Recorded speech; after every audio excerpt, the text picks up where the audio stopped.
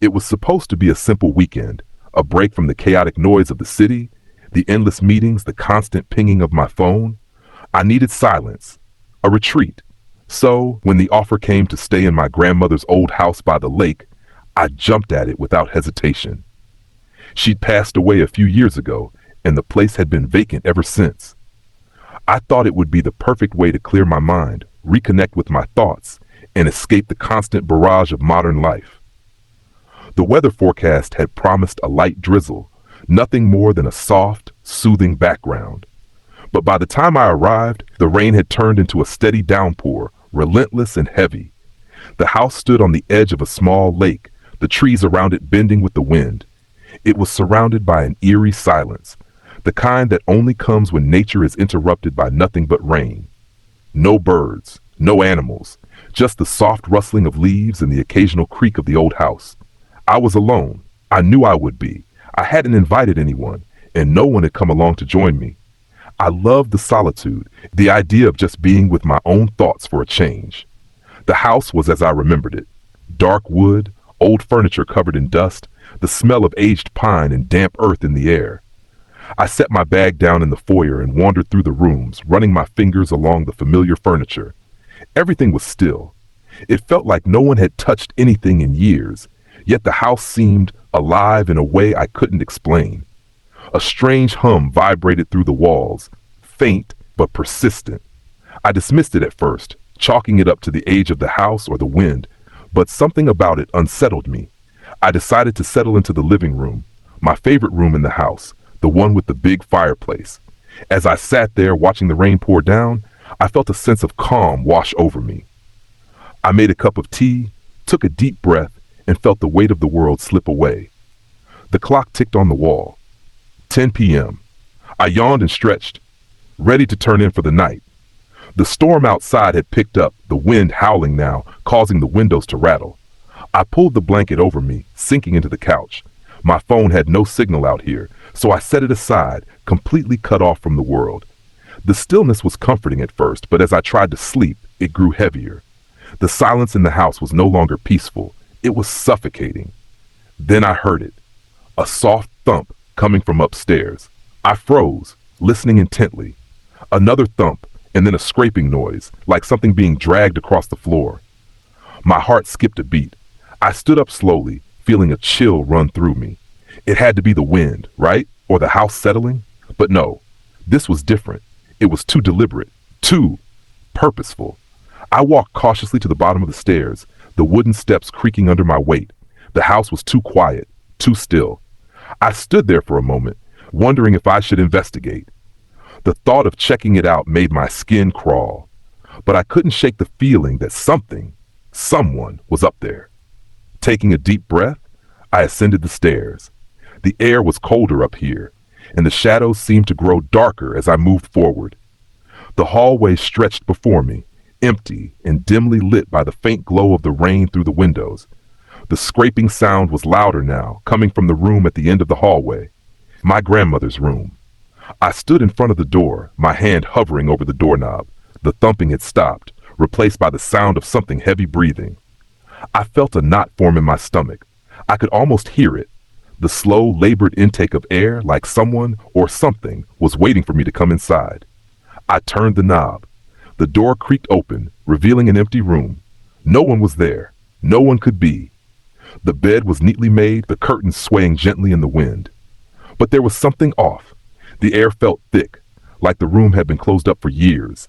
I stepped inside, my eyes scanning the room for any sign of what might have caused that noise. And then I saw it. On the floor, just under the window, was a small puddle of water. It wasn't rainwater, though. It was darker, almost murky, and as I stepped closer, I realized it had an oily sheen to it. The smell hit me next, a sour, metallic odor, like something had been decaying in the room for days. Suddenly, the door slammed shut behind me, cutting off my escape. I whipped around, heart pounding. The room was colder now. The shadows in the corners seemed to stretch toward me, and the air was filled with a low, guttural hum, almost like a whispering chant. I reached for the door, but it wouldn't open. I pulled harder, frantic now, but the door wouldn't budge.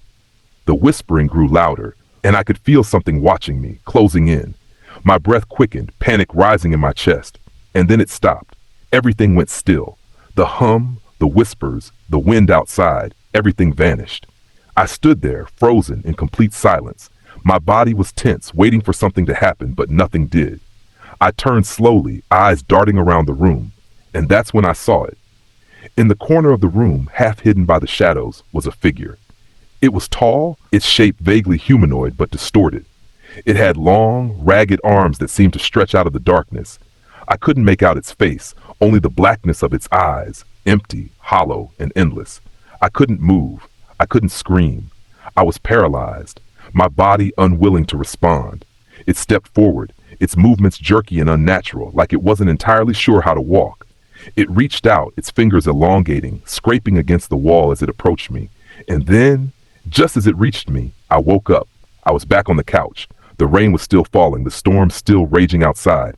My heart was pounding in my chest, my hands slick with sweat. I was breathing heavily, disoriented. It had been a dream, just a nightmare. But something felt wrong. Something wasn't right.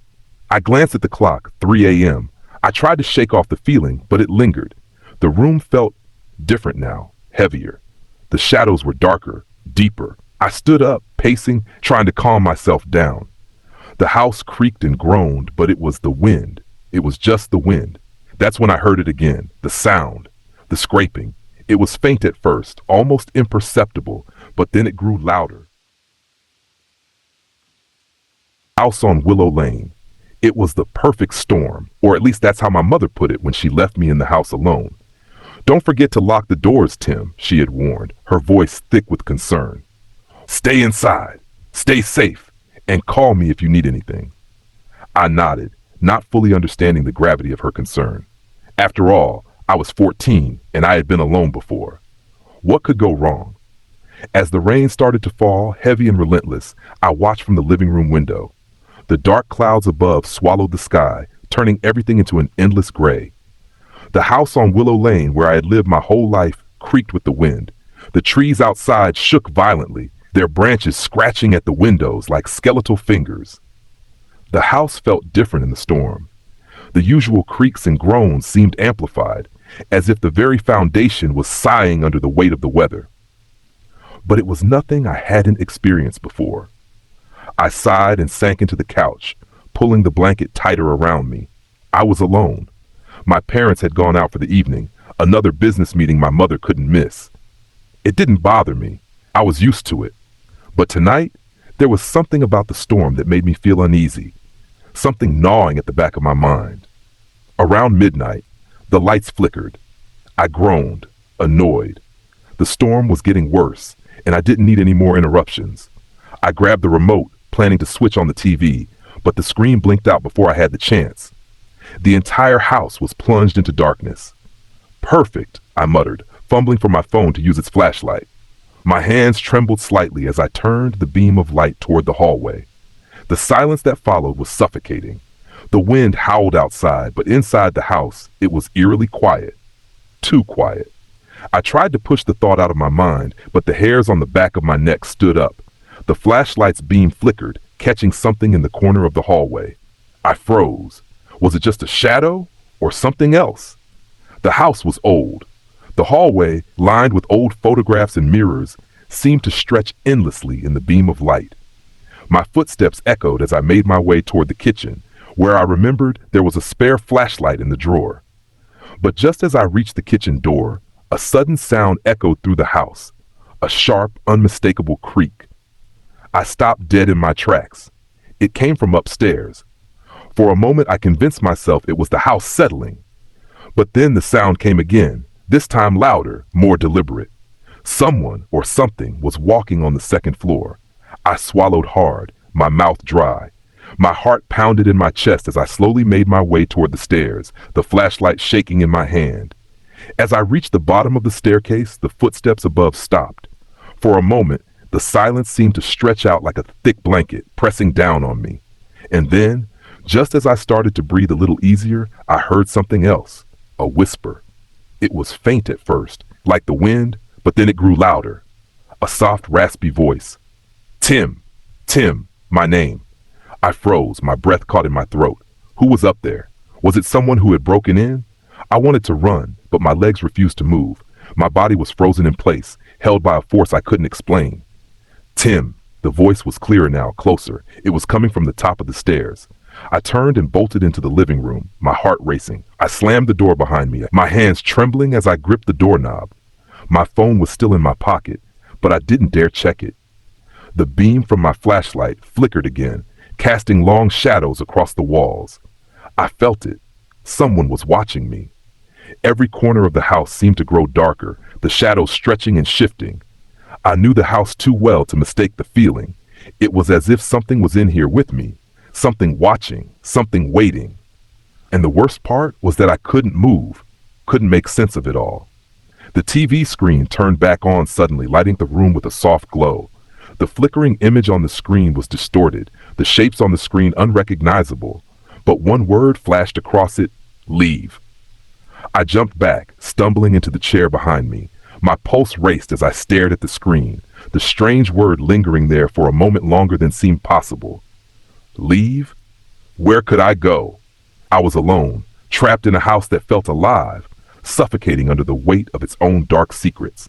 I stumbled to my feet, the need to escape building in me like a tidal wave. I grabbed my phone, my hands still shaking, and dialed my mom. She didn't answer. Of course she didn't. She never answered in time. I turned to face the hallway again. The door at the end of the hallway stood ajar, as though someone had been inside. A soft glow emanated from the cracks around the door, casting a faint light that made the shadows stretch even longer. I had never seen the door open. It had always been locked. I stepped forward slowly, my heart hammering in my chest. I could feel the cold air coming from behind the door, a chill that sunk into my bones. Every step I took felt heavier than the last. The floor creaked under my weight, and the sound seemed to reverberate through the entire house. The door opened with a soft creak as I pushed it. The room inside was different. The walls seemed to bend inward, and the furniture was all out of place, as though someone had moved everything around in the middle of the night. The air smelled stale, musty, and there was an overwhelming sense of dread in the room. And then I saw it. In the far corner of the room, standing by the window, was a figure. Tall, dark, and completely still. I froze again, my breath coming in shallow gasps. It was a man, or at least it looked like one. His face was hidden in shadow, but there was something about the way he stood, as if he was waiting for me. The whispers began again, low and murmuring, like the wind itself had become a voice. Tim, Tim, come closer. I took a step back, my mind screaming at me to run, to get out of the house, but my feet wouldn't move. The figure didn't move either, but I could feel its eyes on me, piercing, cold, and all-knowing. I glanced around the room. The door I had just opened was gone. There was only the figure in the corner and the suffocating silence. The whispering grew louder, surrounding me. It wasn't just one voice anymore. It was dozens, a cacophony of whispers blending together, calling my name. I didn't know how long I stood there. Time seemed to stretch and bend. My thoughts were incoherent, my mind a blur of fear and confusion. My body trembled, but I couldn't move. Not anymore. The figure took a step toward me, and then everything went black.